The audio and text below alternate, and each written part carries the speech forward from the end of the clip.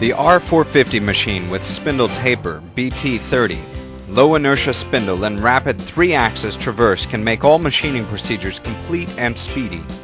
The compact economic model saves time, floor space and money for all manufacturers. Linear motion guides. The XYZ axis moves on a high precision linear motion guide. Rapid traverse speed up to 36 meters per minute on the XY axis and 30 meters per minute on the Z axis significantly increases the machine's efficiency. High-speed rigid tapping. Specially designed spindle features low inertia, giving it a fast rigid tapping capability up to 4,000 RPM per minute.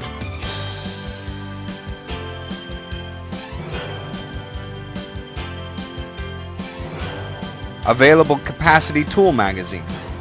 Tool magazine capacity is up to 12 pieces. Maximum adjustment tool diameter, 80 millimeters. Maximum tool length, 200 millimeters. Maximum tool weight, 3 kilograms.